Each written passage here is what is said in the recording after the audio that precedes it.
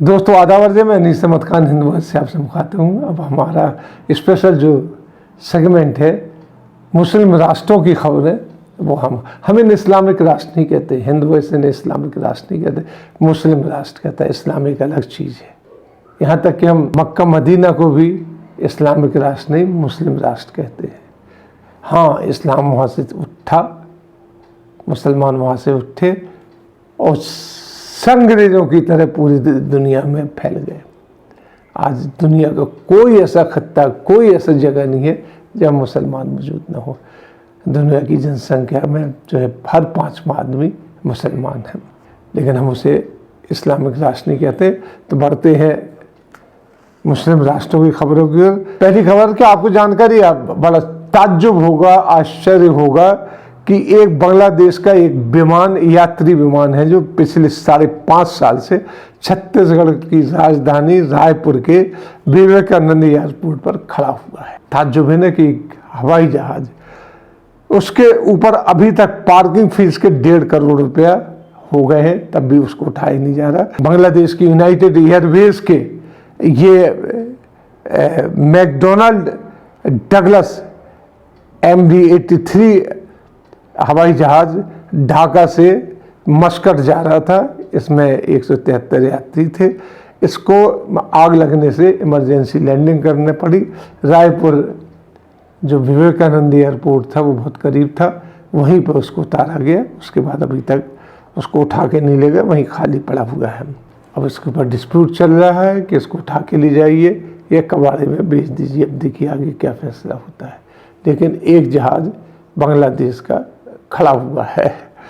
अब आगे बढ़ते हैं। तालिबान ने कहा है कि उनकी सरकार आने के बाद अफगानिस्तान में दोबारा शरिया कानून लागू करेगा जिस तरीके से पहले था। उन्होंने बिल्कुल क्लियर कर दिया गया है।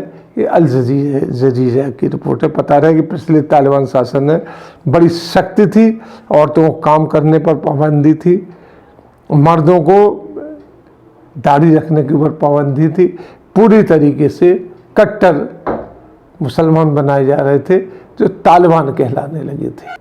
वो कट्टर मुसलमान किस तरीके के थे उन्हें आप लोगों ने ही देखा। वो आपस में ही मारकाट करते रहते थे। वहाँ संगबारी का किस्सा शुरू हुआ कि पत्थर मार मार के मार डालने वाला कई ऐसे कानून जो शुरू किए गए जो आज के दौर में गलत है। उनकी जगह दूसरे कानून देने चाहिए। अब लोग वहाँ कहेंगे भाई शरीयत कानून है वो तो लागू होना चाहिए, तो लागू होना चाहिए, लेकिन उसके पीछे बहुत वजह होती है, दुश्मनी नहीं होती है।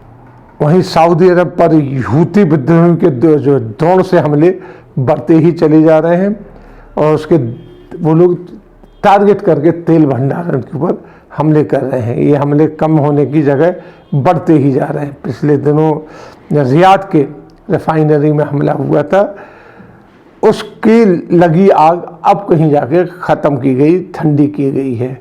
वहीं अब आगे बढ़ते हैं कि टर्की की जो प्रो कुर्दिश पार्टी में के कई जो है नेताओं को गिरफ्तार कर लिया गया है। प्रो कुर्दिश लोगों को पार्टी जो SDP है उसमें पाबंदी के कई दिनों से मांग चल रही थी। वहीं अमेरिका के राष्ट्रपति जो जो बाइडेन की रूसी प्रेसिडेंट को पुतिन को हत्यारा कहने पर जो राष्ट्रपति अर्दोआन को ने उसका जवाब दिया, उन्होंने उसको आड़े हाथों लिया है।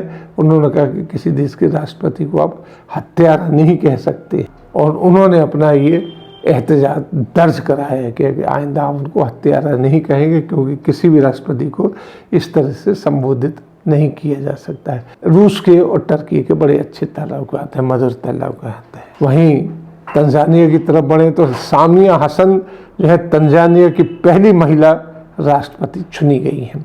तंजानिया के राष्ट्रपति जॉन मैकफोलो की अचानक हत्या हो जाने के बाद 61 साल की सामिया हसन को इस ओहदे पर की जिम्मेदारी दी गई है। उन्होंने पद संभालते ही 21 दिन का शोक और 22 से 25 तारीख तक की छुट्टी घोषित कर दी है।